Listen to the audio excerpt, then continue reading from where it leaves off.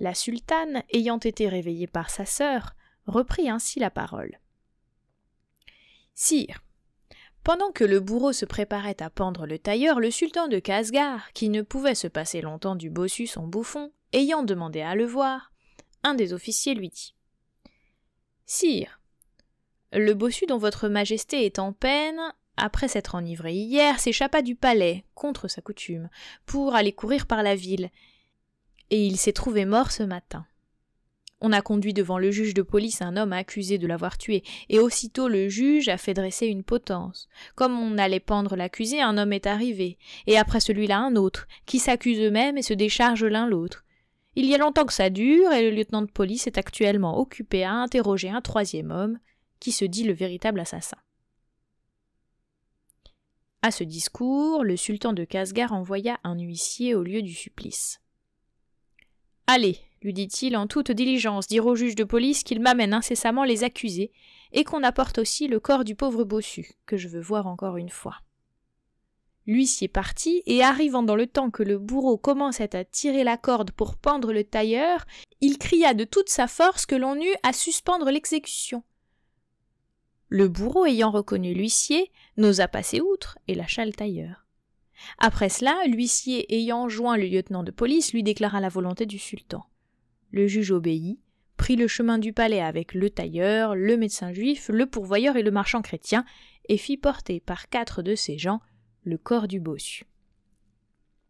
Lorsqu'ils furent tous devant le sultan, le juge de police se prosterna aux pieds de ce prince, et quand il fut relevé, lui raconta fidèlement tout ce qu'il savait de l'histoire du bossu.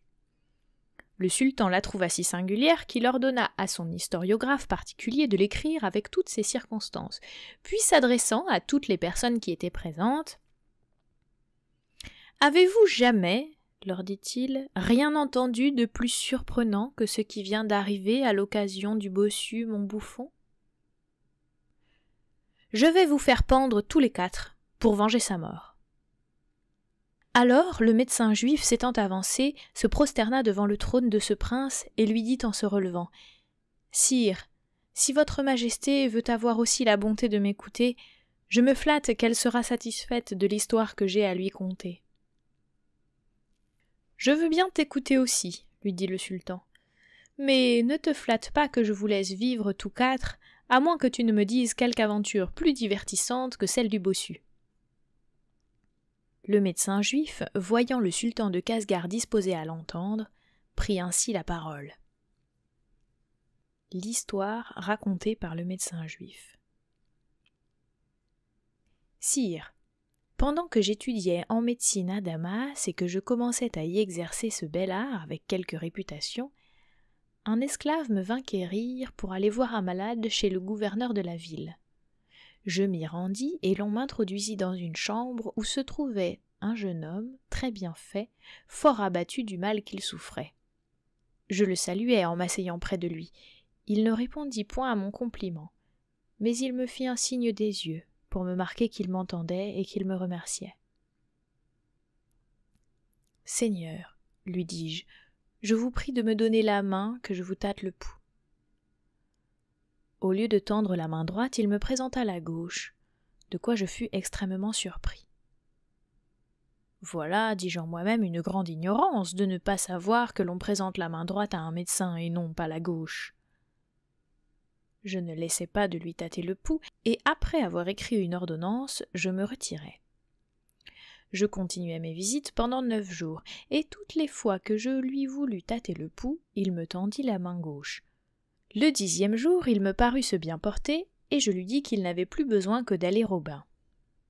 Le gouverneur de Damas, qui était présent, pour me marquer combien il était content de moi, me fit revêtir en sa présence d'une robe très riche, en me disant qu'il me faisait médecin de l'hôpital de la ville, et médecin ordinaire de sa maison, où je pouvais aller librement, manger à sa table quand il me plairait. Le jeune homme me fit aussi de grandes amitiés et me pria de l'accompagner au bain. Nous y entrâmes, et quand ces gens l'eurent déshabillé, je vis que la main droite lui manquait. Je remarquai même qu'il n'y avait pas longtemps qu'on la lui avait coupée. C'était aussi la cause de sa maladie que l'on m'avait cachée, et tandis qu'on y appliquait des médicaments propres à le guérir promptement, on m'avait appelé pour empêcher que la fièvre qui l'avait pris n'eût de mauvaises suites. Je fus assez surpris et fort affligé de le voir en cet état. Il le remarqua bien sur mon visage. « Médecin, me dit-il, ne vous étonnez pas de me voir la main coupée. Je vous en dirai quelque jour le sujet, et vous entendrez une histoire des plus surprenantes. » Après que nous fûmes sortis du bain, nous nous mîmes à table. Nous nous entretînmes ensuite, et il me demanda s'il pouvait, sans intéresser sa santé, s'aller promener hors de la ville au jardin du gouverneur. Je lui répondis que non seulement il le pouvait, mais qu'il lui était très salutaire de prendre l'air. « Si cela est, remarqua-t-il, et que vous vouliez bien me tenir compagnie, je vous conterai, là, mon histoire. » Je repartis que j'étais tout à lui le reste de la journée. Aussitôt, il commanda à ses gens d'apporter de quoi faire la collation, puis nous partîmes et nous rendîmes au jardin du gouverneur.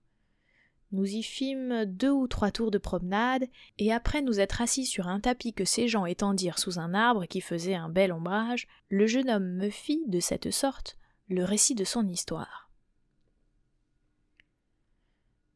Je suis né à Moussoul, et ma famille est une des plus considérables de la ville. Mon père était l'aîné de 10 enfants que mon aïeul laissa, en mourant, tous en vie et mariés. Mais de ce grand nombre de frères, mon père fut le seul qui eut des enfants. Encore n'eut-il que moi. Il prit un très grand soin de mon éducation et me fit apprendre tout ce qu'un enfant de ma condition ne devait ignorer. « Mais sire, dit Scheherazade, en se reprenant dans cet endroit, l'aurore qui paraît m'impose le silence. » À ces mots, elle se tut, et le sultan se leva.